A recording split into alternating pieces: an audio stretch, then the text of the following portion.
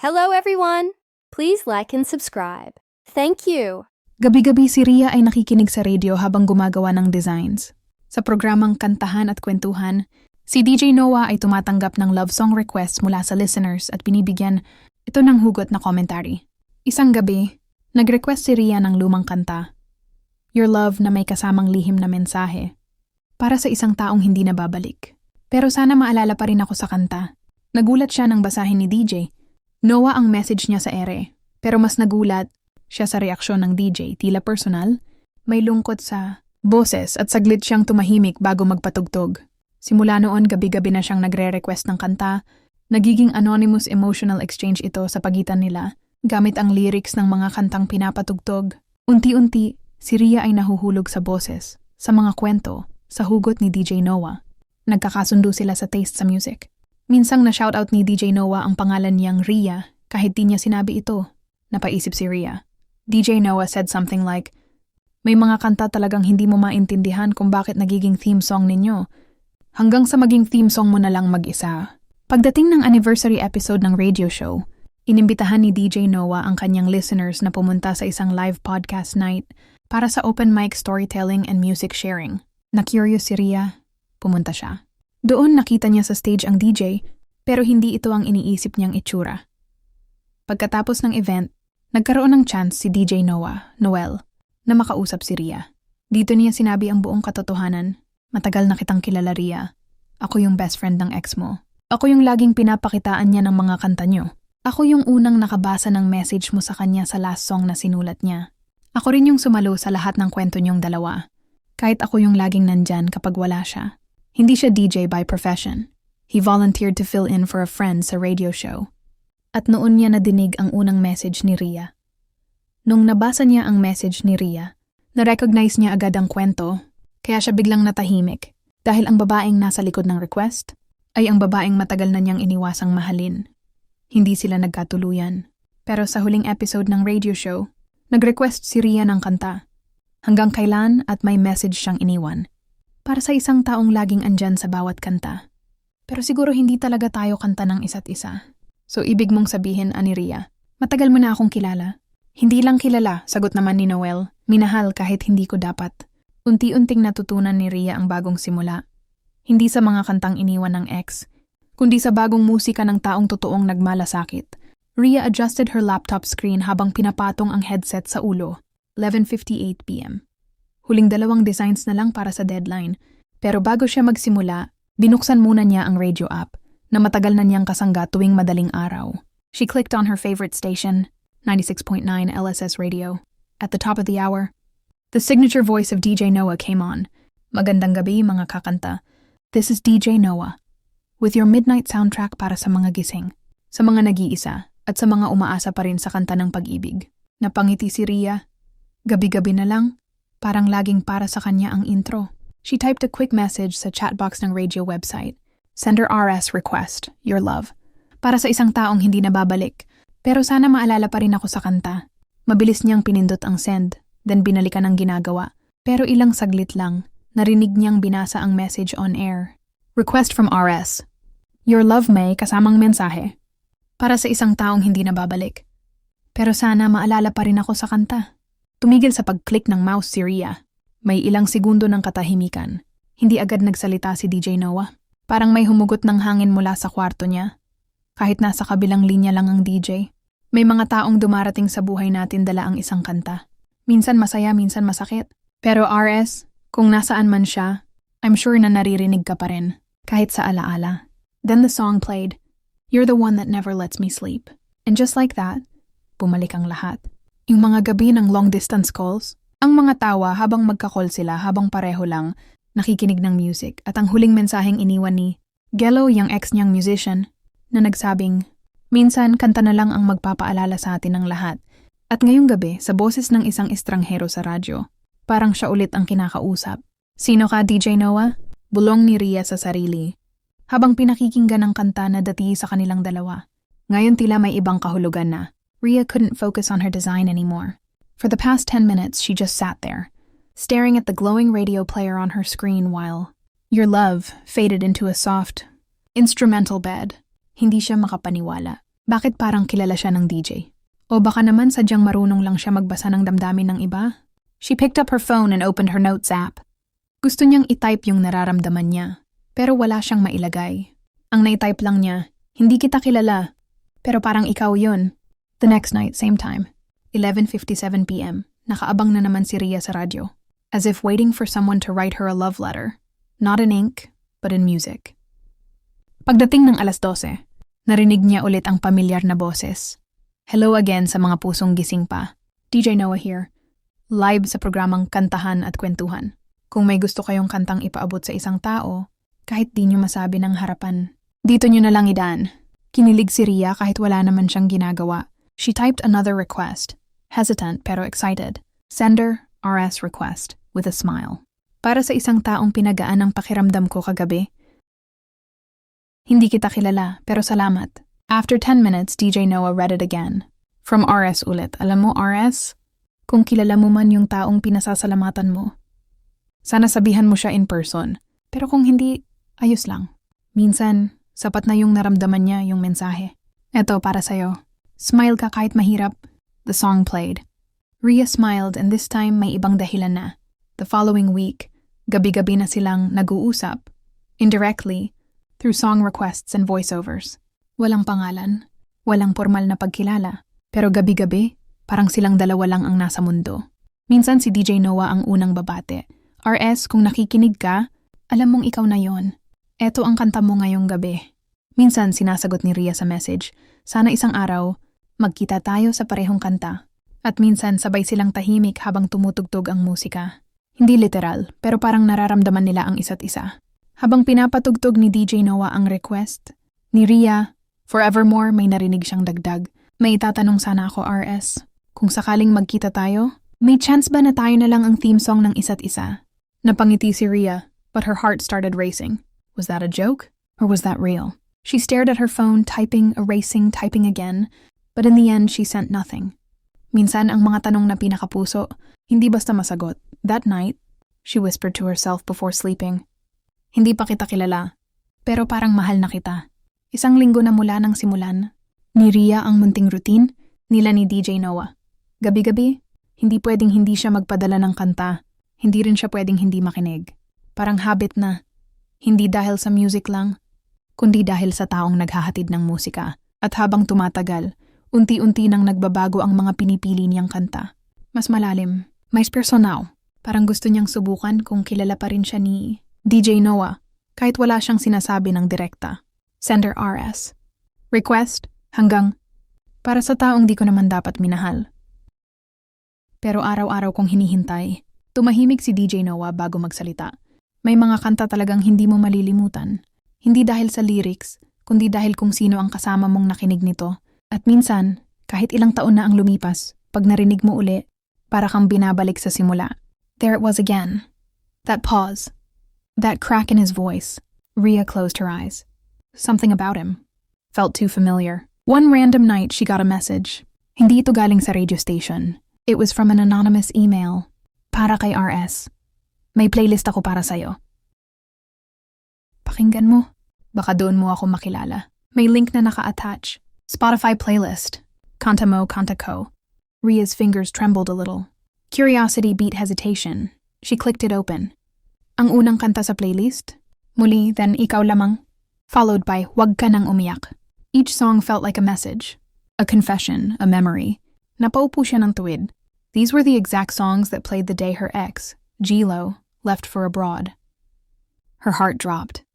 No way, hindi siya si Jello. DJ Noah didn't sound like Gilo.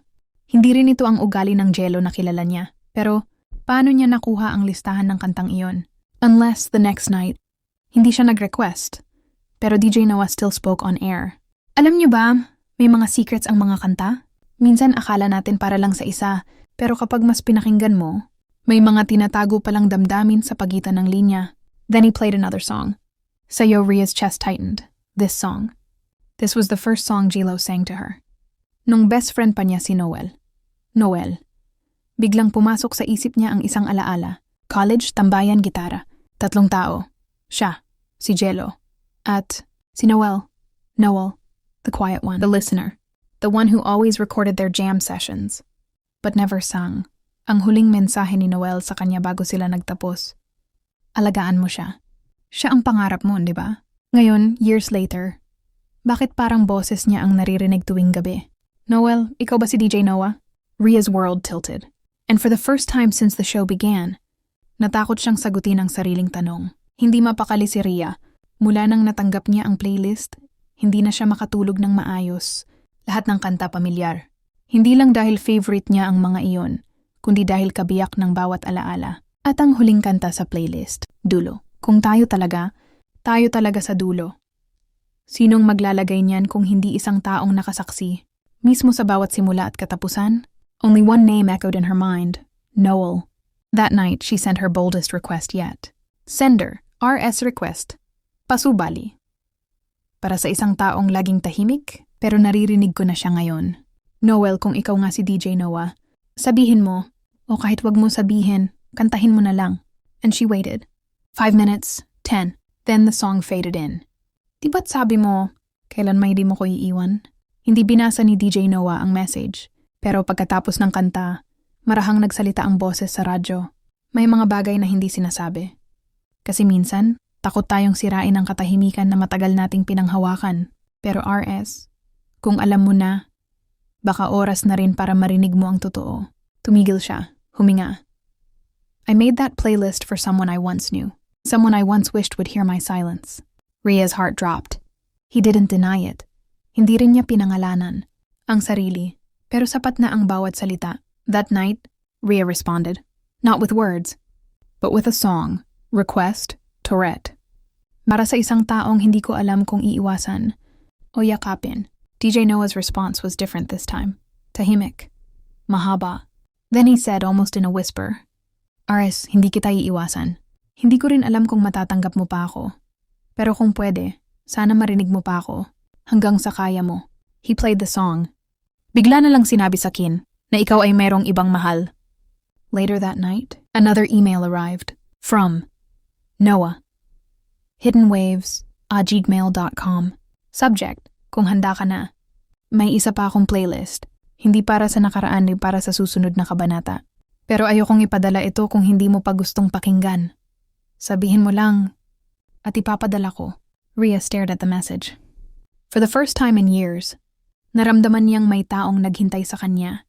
Hindi para ibalik siya sa dati, kundi para alalayan siya sa bago. Pero handa na ba siyang pakinggan ang bagong playlist? Hindi pa niya alam. Pero isa lang ang sigurado. Noel, naririnig na kita. Isang linggo matapos ang huling mensahe ni Noel, tahimik si Ria. Hindi siya nag-request. Hindi rin siya nagbukas ng radio app. Pero gabi-gabi, bit-bit niya sa dibdib ang tanong, paano kung magkausap kami harapan? May sasabihin ba siya? At may masabi pa ba ako? Hanggang isang gabi, isang simpleng post sa social media ng 96.9 LSS Radio ang bumungad sa kanya. Kantahan at kwentuhan. Live acoustic night. Somewhere, Coffee House, Quezon City, Friday, 8 p.m. Special appearance DJ Noah. Napakapit si Ria sa phone. Hindi sinabi ni Noel ang tungkol dito. Pero isang parte ng puso niya ang nagsabing, pumunta ka! At kaya ngayong gabi, nasa harap siya ng isang maliit na coffee shop, pinagmamasdan ang mga taong may hawak na kape, gitara at notebook. Tahimik siyang umupo sa likod. Live music filled the room. May nag-perform ng 214. May nag-slam poetry ng tungkol sa heartbreak. Then, narinig niya ang host. And now, our special guest, the voice behind your midnight confessions, DJ Noah. At sa entablado, umakyat ang isang pamilyar na lalaki. Same calm energy. Same quiet eyes. No, mas matured na ang itsura niya. May kaunting balbas. Hoodie at jeans lang ang suot. Pero sigurado si Ria, siya yon. Nang magsalita siya, halos huminto ang mundo ni Ria. Hindi ako singer. Hindi rin ako sanay sa spotlight. Pero may isang kanta akong gustong ialay. Para sa isang taong pinili kong mahalin. Kahit nakatago lang ako sa boses at himig. He strummed his guitar and sang, softly, hindi mo na ako kailangang tanungin kung sino ako. Kasi matagal na akong nariyan kahit hindi mo ako pinapansin. It wasn't a famous song. It was his own. A confession in lyrics. Ria's heart pounded. Tears welled up. Not because of sadness, but because for the first time, he wasn't hiding anymore. After the performance, Noel stepped down. Lumapit siya sa likod kung saan tahimik na nakaupo si Rhea. Walang salita agad. Mata lang ang nag-usap. Then finally, naalala mo pa ba yung sinabi ko noon, Ani Noel? Naalagaan ko siya? Sagot naman ni Rhea. Noel smiled sadly. Hindi mo kasalanan na hindi mo ako pinansin. Kasi kahit wala ako sa mata mo dati, ikaw pa rin ang kanta ko. Paliwanag ni Noel. She looked down, overwhelmed. But then she gently said, at ikaw na ang pinakamatagal kong chorus na hindi ko makalimutan. Ani Rhea, silence.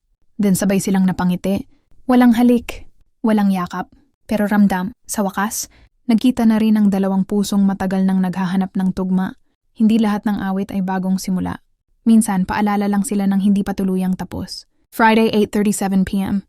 Nakatayo si Rhea sa likod ng coffee house. Mga kamay niyang malamig, puso niya kumakabog. Nasa loob na si Noel. Si DJ Noah, ang boses sa likod ng bawat. Kantang bumuo sa kanya nitong mga huling linggo. At sa wakas, andito na rin siya.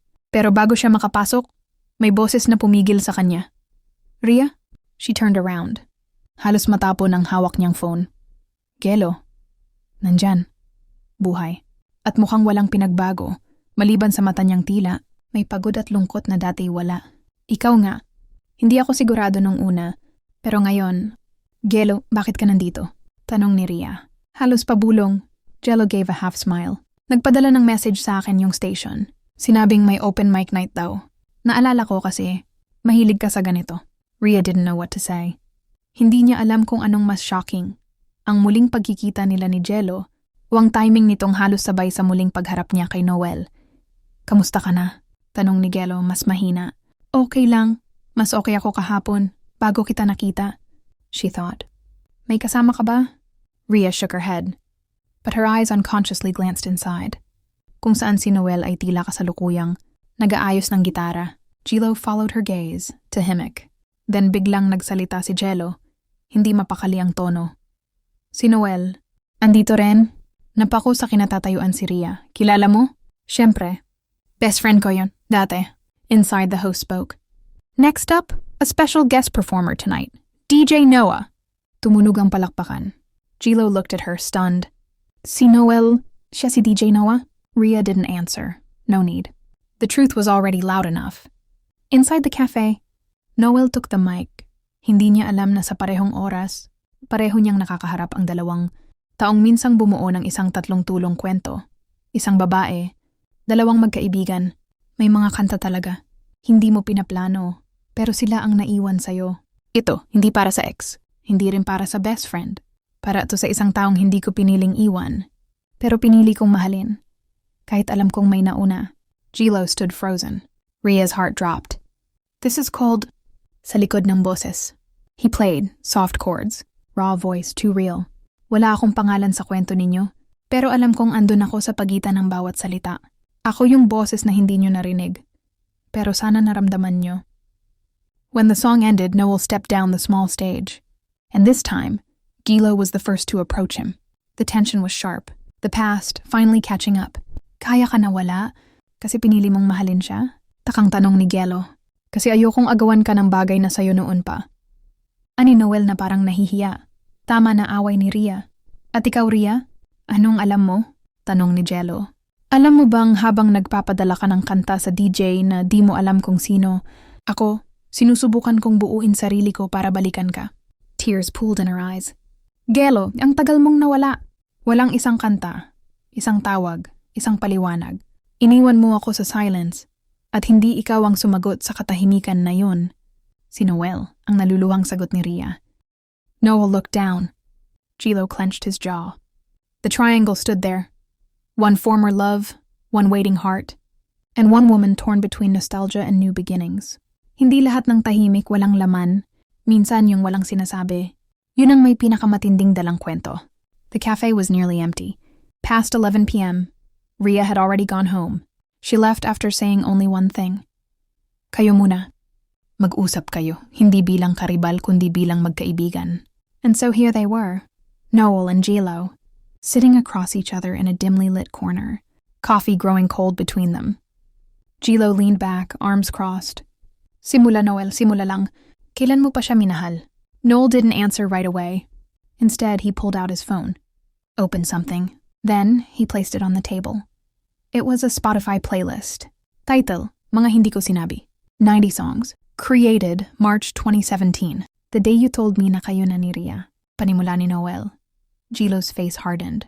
So totoo nga, matagal mo na siyang gusto. Noel shook his head. Hindi ko siya sinadya. Pero totoo, minahal ko siya. Tahimik lang. Hanggang playlist lang. Gelo stayed quiet. Hindi mo alam. Pero ako yung sumasalo ng mga kwento mo sa kanya. Ako yung taga-record ng mga kanta nyo. Ako yung nag-edit ng surprise audio message mo nung anniversary nyo. Ang may pait sa boses ni Noel. Noel scrolled through his phone. Ito yung kanta na pinatugtog ko nung nag-break kayo. Kahit di mo alam ako yun, paalam. Gelo looked away. Bakit mo tinanggap lahat? Lahat ng sakit na dapat sa akin nanggaling? Sagot ni Jello. Kasi hindi kita kayang saktan. At mas mahalaga sa akin na kayo ang masaya.